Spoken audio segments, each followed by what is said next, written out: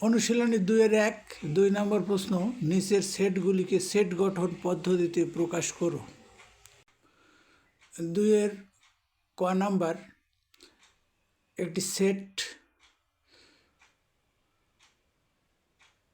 তালিকা পদ্ধতিতে দেয়া আছে। সেটের উপাদান সংখ্যা 5টি, 3, 5, 7, 9 এবং 11। তো এখানে দেখা যাচ্ছে যে সেটের উপাদানগুলি সবই বিজোড় সংখ্যা, 3 থেকে শুরু 11 পর্যন্ত, অর্থাৎ বিজোড় সংখ্যা 1 অপেক্ষা বড় কিন্তু 13 অপেক্ষা ছোট। এখন মনে করি এই সেটের কে আমরা এ দ্বারা যদি প্রকাশ করি, তাহলে a equal to X belong to N, অর্থাৎ এক্স উপাদানগুলি হবে এক্স, যা স্বাভাবিক সংখ্যার মধ্যে আছে। কিন্তু স্বাভাবিক সংখ্যার মধ্যে তো জোড় বিজোড় সবই আছে, তাহলে এখানে যেহেতু বিজোড় কথাটা উল্লেখ করতে হবে।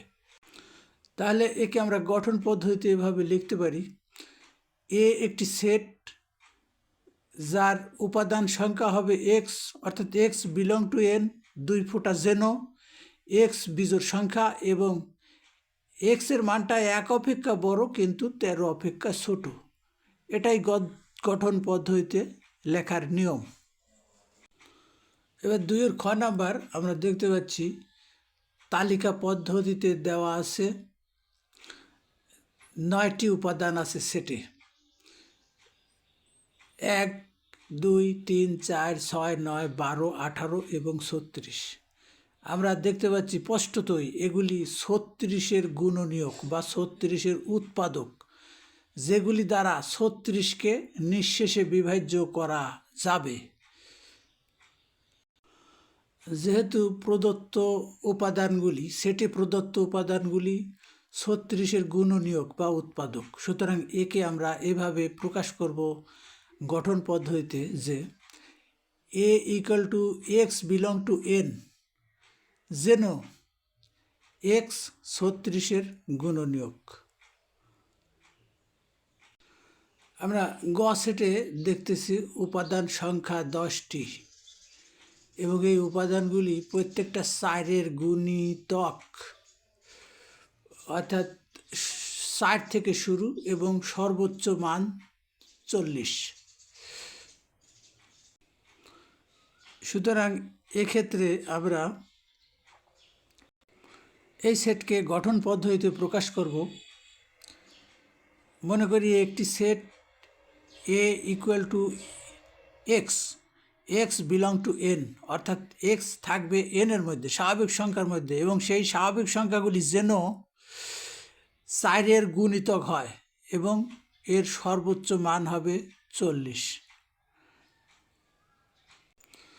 আমরা ঘ নাম্বারে যে সেটটা দেখতে পাচ্ছি, সেট +-4, +-5, +-6।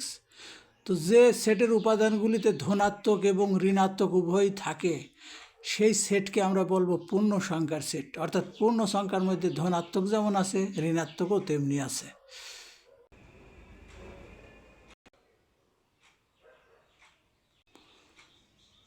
এবার প্রদত্ত উপাদানগুলিকে আমরা বর্গ করে যে সংখ্যাগুলি পাই সেটা হলো 16, 25 এবং 36।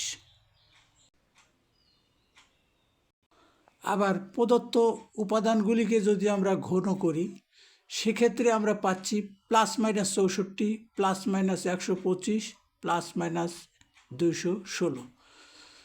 তো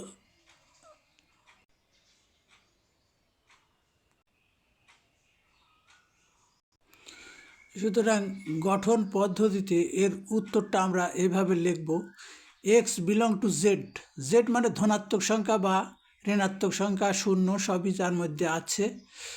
তো যেন 2 ফোঁটা যেন, যাকে স্কোয়ার করলে 16 অপেক্ষা বড় অথবা 16-এর সমান হবে, এবং সেই সংখ্যাগুলিকে কিউব করলে 216 অপেক্ষা ছোট থাকবে বা সর্বোচ্চ 216 পর্যন্ত হবে।